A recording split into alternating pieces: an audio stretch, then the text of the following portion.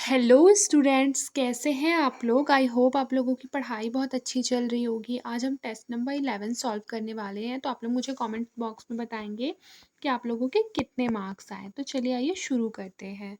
जैसा कि आपको स्क्रीन पर दिखाई दे रहा होगा, पहला क्वेश्चन है कि मंदिर वास्तुकला की नागर शैली के संबंध में निम्नलिखित कथनों पर विचार कीजिए। पहला स्टेटमेंट है कि नागर मंदिरों में सामान्यतः मंदिर परिसर में पानी के टैंक होते हैं। ठीक है। फिर दूसरा है कि नागर मंदिरों में शिखर प्रायः लैटीना या वक्र रेखीय आकार का होता है। फिर थर्ड है कि नागर मंदिरों में आमतौर पर पंचायतन शैली देखने को मिलती है, जिसमें एक मुख्य मंदिर के साथ 4 सहायक मंदिर होते हैं। ठीक है। तो इसमें से जो हमारा फर्स्ट वाला स्टेटमेंट दिया है कि नागर मंदिरों में सामान्यतः पर मंदिर परिसर में पानी के टैंक होते हैं, तो ये गलत है। क्योंकि देखिए, जो ये होते हैं ना कि दक्षिण वास्तुकला की मंदिर, जिसे कि हम बोलते हैं द्रविड़ वास्तुकला, उसमें होता है कि मंदिर में पानी के टैंक बने होते हैं। ठीक है। तो इस तरह से हमारा ये क्या हो जाएगा, रॉन्ग हो जाएगा। और अगर वन रॉन्ग हो जा रहा है हमारा, तो हमारा करेक्ट आंसर यहाँ क्या निकल कर आया, ऑप्शन नंबर बी। ठीक है, बी हमारा करेक्ट आंसर हो गया। फिर अगला क्वेश्चन है भारत की बौद्ध शैलकृत वास्तुकला से रिलेटेड। उसमें भी 3 स्टेटमेंट दिए हुए हैं। आइए स्टेटमेंट्स को पढ़ लेते हैं। पहला दिया हुआ है कि अजंता बाघोरा नदी पर सह्याद्री पर्वतमाला में चट्टानों को काटकर बनाई गई गुफाओं की एक श्रृंखला है। अजंता की गुफाओं में भित्ति चित्र फ्रेस्को चित्रकला तकनीक का उपयोग करके बनाए गए हैं। फिर है अजंता गुफाओं की स्थापत्य शैली में पंचायतन शैली का समावेश है। ठीक है। तो इस तरह से जो हमारा करेक्ट आंसर है वो हमारा ऑप्शन नंबर ए है, क्योंकि अजंता की गुफाओं की स्थापत्य शैली में पंचायतन शैली का समावेश नहीं है। ठीक है। तो इस तरह से हमारा करेक्ट आंसर क्या हो गया, ऑप्शन नंबर ए। फिर देखिए, नटराज की चोल कांस्य प्रतिमा में सर्वोत्तम रूप से दर्शाई गई प्रतीकात्मक छवि के संदर्भ में निम्नलिखित कथनों पर विचार कीजिए। पहला है कि ऊपरी बाएं हाथ में ज्वाला विनाश का प्रतिनिधित्व करती है और ऊपरी दाहिने हाथ में ढोल सृजन का प्रतिनिधित्व करता है। तीसरा है कि भगवान शिव के चारों ओर का जो सर्प है वो समय का प्रतीक है। ठीक है। तो इसका जो हमारा करेक्ट आंसर हो जाएगा वो हो जाएगा ऑप्शन नंबर डी, 1 और 2। 1 और 2 का जो स्टेटमेंट है वो सही है, लेकिन भगवान शिव के चारों ओर सर्प का जो सर्प है वो समय का प्रतीक है, ये वाला स्टेटमेंट क्या है, सही नहीं है।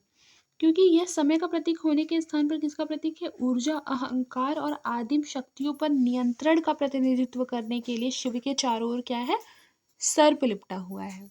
कितना अच्छा बताया ना। हमारे मतलब आजकल की जो लाइफ स्टाइल है, दैनिक जीवन में भी ये एग्जाम्पल जो है वो काफ़ी कारगर साबित हो सकता है। बहुत सारी ऐसी चीज़ें हैं जिन पर हमको क्या करना है, कंट्रोल करना है। सबसे पहले तो अपने मन पर, तो उसका हमें ध्यान रखना है। ठीक है। तो ये हमारा क्या हो जाएगा, रॉन्ग हो जाएगा, और ये दोनों क्या हो जाएगा, हमारा राइट स्टेटमेंट है। मथुरा कला शैली ने बुद्ध के सिर के पीछे आभा मंडल की विशिष्ट प्रतीकात्मक विशेषता प्रस्तुत की है। इस चित्रण के संबंध में निम्नलिखित में से कौन सा स्टेटमेंट सही है। ठीक है। तो देखिए, जो आभा मंडल है उसमें प्रायः पुष्प और ज्यामितीय प्रतिरूप का चित्रण शामिल होता था। ये बिल्कुल ही सही है। फिर देखिए, पल्लव वास्तुकला के किस चरण में शैलकृत मंदिरों से संरचनात्मक मंदिरों में परिवर्तन देखा गया। तो इसका जो करेक्ट आंसर हो जाएगा ये हमारा हो जाएगा राजसिंह पल्लव का शासनकाल। राजसिंह पल्लव का शासनकाल में पल्लव वास्तुकला के शैलकृत मंदिरों से संरचनात्मक मंदिरों में परिवर्तन देखा गया था। फिर देखिए, सांची के महान स्तूप के प्रवेश द्वार, जिसे तोरण कहा गया है, निम्नलिखित में से किस विषय वस्तु को दर्शाते हैं। ठीक है।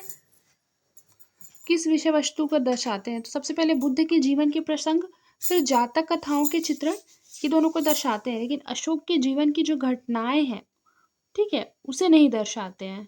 ठीक है। तो इस तरह से जो हमारा करेक्ट आंसर हो जाएगा वो हमारा हो जाएगा ऑप्शन नंबर बी। ठीक है। फिर देखिए, गांधार कला शैली निम्नलिखित में से किस प्रभाव के लिए उल्लेखनीय है। तो जो गांधार कला शैली है वह बुद्ध प्रतिमा विज्ञान में ग्रीक रोमन चित्रण के लिए क्या है, उल्लेखनीय है। ठीक है। ऑप्शन नंबर सी क्या हो जाएगा, इसका करेक्ट आंसर हो जाएगा। फिर देखिए, मंदिर वास्तुकला की जो बेसर शैली है उससे रिलेटेड एक क्वेश्चन देख लेते हैं। सबसे पहले क्वेश्चन में पूछ रहा है कि मंदिर वास्तुकला की बेसर शैली ना, तो बेसर शैली में द्रविड़ और नागर दोनों शैलियों की विशेषताएं पाई जाती है, ठीक है। तो ये बिल्कुल सही बोल रहा है, लेकिन यह मुख्यतः उड़ीसा में पाया जाता है, ये हमारा क्या हो जाएगा, रॉन्ग हो जाएगा, क्योंकि हमें पता है बेसर शैली जो है वो कर्नाटक में फेमस है, ठीक है, ना कि उड़ीसा में। तो ये हमारा ऐसे रॉन्ग हो जाता है, और करेक्ट आंसर हमारा हो जाएगा ऑप्शन नंबर ए।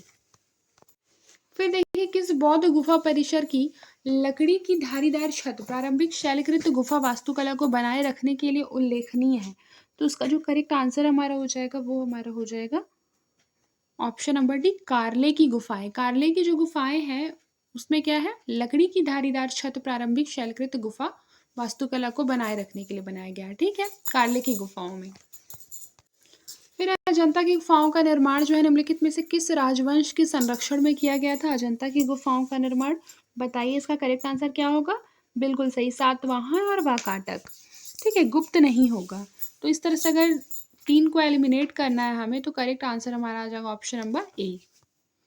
फिर दिया हुआ उदयगिरी गुफाएं निम्नलिखित में से किस कारण से इंपॉर्टेंट है, ठीक है, इसके बारे में पूछ रहा है।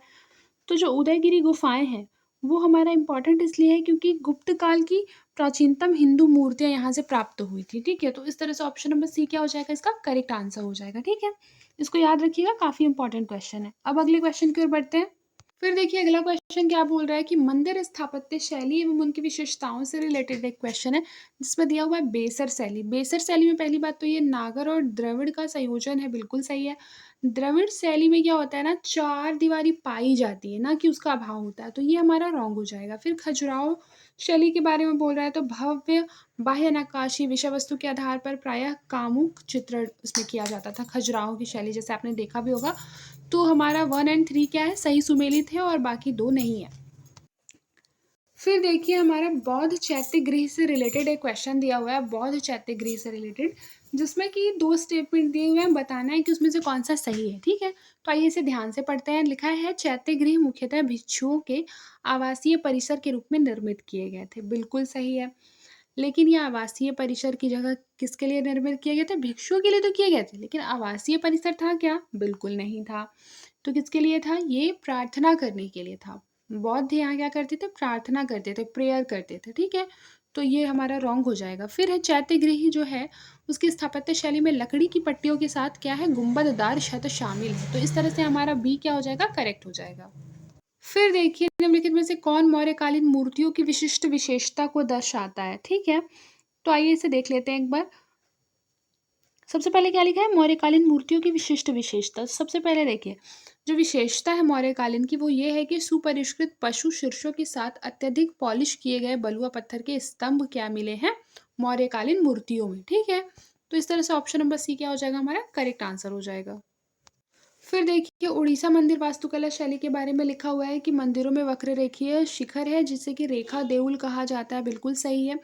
और इन मंदिरों के आंतरिक भाग को मूर्तियों से जटिल रूप से सजाया गया है। तो याद रखिएगा उड़ीसा के जो मंदिर है उसमें बाह्य भाग को ज़्यादा अच्छी तरह से सजाया जाता है, ठीक है। तो ये हमारा रॉन्ग हो जाएगा। तो इस तरह से करेक्ट आंसर हमारा क्या हो जाएगा, ऑप्शन नंबर ए। फिर देखिए अगला क्वेश्चन क्या कह रहा है कि निम्नलिखित में से कौन सा कथन हाल ही में समाचारों में आए भविष्य का सर्वोत्तम वर्णन करता है। तो आइए देखते हैं। देखिए तो इसका करेक्ट आंसर मैं डायरेक्टली बता देती हूँ, ऑप्शन नंबर सी कि यह कार्मिक एवं लोक शिकायत पेंशन मंत्रालय द्वारा सरकारी कर्मचारियों के लिए पेंशन सेवानिवृत्ति लाभों की प्रगति की निगरानी एवं प्रबंधन करने के लिए क्या है, एक पहल है, ठीक है। आई होप आपको समझ में आया होगा। फिर हमारा अगला क्वेश्चन क्या कह रहा है, अगला क्वेश्चन गुड़मार पौधे से रिलेटेड है। आइए इसे देख लेते हैं, गुड़मार पौधे से रिलेटेड है ना। देखिए सबसे पहली बात तो गुड़मार पौधा जो है ना वो उष्णकटिबंधीय क्षेत्रों में पाया जाता है, याद रखिएगा गुड़मार के पौधे जो हैं उष्णकटिबंधीय क्षेत्रों में पाए जाते हैं। तो ये हमारा तो ऐसे भी रॉन्ग हो गया। फिर लिखा है यह रक्त शर्करा के स्तर को कम करने की अपनी क्षमता के लिए जाना जाता है, और प्रायः इसे मधुमेह रोगी जो होते हैं ना जिनको डायबिटीज़ होता है उसमें जड़ी बूटी के रूप में गुड़मार पौधे का यूज़ होता है, ठीक है। तो इस तरह से ये हमारा सही है, ये हमारा रॉन्ग हो गया। तो करेक्ट आंसर जो हो जाएगा हमारा ऑप्शन नंबर बी। देखिए फिर हमारा अगला क्वेश्चन है कि राष्ट्रीय कीट निगरानी प्रणाली से संबंधित एक क्वेश्चन है जिसमें बोल रहा है कि एनपीएसएस कीटों के संक्रमण पर वास्तविक समय के आंकड़ों का विश्लेषण करने के लिए कृत्रिम बुद्धिमत्ता एआई का यूज़ करता है और किसानों को समय पर हस्तक्षेप प्रदान करता है। ये बिल्कुल सही है। फिर यह प्रणाली किसानों को मोबाइल फ़ोन के माध्यम से प्रभावित फसलों या कीटों की तस्वीरें अपलोड करके कीट नियंत्रण विशेषज्ञ सलाह प्राप्त करने की सुविधा प्रदान करती है। ये भी सही है। फिर लिखा है कि यह मंच किसानों को बेहतर फसल उपज सुनिश्चित करने के लिए अधिक कीटनाशकों का उपयोग करने के लिए प्रोत्साहित करता है। तो ये गलत है, क्योंकि राष्ट्रीय कीट निगरानी प्रणाली जो है ना, वो कीटनाशकों का जो यूज़ है वो कम करने के लिए क्या करता है, प्रोत्साहित करता है। तो इस तरह से हमारा जो थर्ड है वो रॉन्ग हो जाएगा। तो correct answer option number A हो जाएगा। देखिए ये हमारा आज का लास्ट क्वेश्चन है और फिर बाकी क्वेश्चन हम नेक्स्ट क्लास में करेंगे। देखिए एरी रेशम के बारे में क्वेश्चन दिया हुआ है। एरी रेशम, यह रेशम एकमात्र प्रकार है जिसके उत्पादन के दौरान रेशम के कीड़ों को मारने की आवश्यकता नहीं होती है। ठीक है, तो ये बिल्कुल सही है। फिर है यह भारत के भौगोलिक संकेतक जीआई टैग इसे प्रदान किया गया भारत में, बिल्कुल सही है। और इसका जो उत्पादन होता है एरी रेशम का, वो हमारा कहाँ होता है, मुख्यतया ये होता है नॉर्थ ईस्ट में। कहाँ होता है, नॉर्थ ईस्ट में, ना कि केरल में। तो थर्ड अगर हम रॉन्ग कर देते हैं तो करेक्ट आंसर क्या निकल के आएगा, 1 एंड 2, जो कि ऑप्शन नंबर सी में है। ठीक है, आज के लिए बस इतना ही। मिलते हैं नेक्स्ट क्लास में, तब तक के लिए अपना ख्याल रखिए और मन लगाकर पढ़ाई करते रहिए।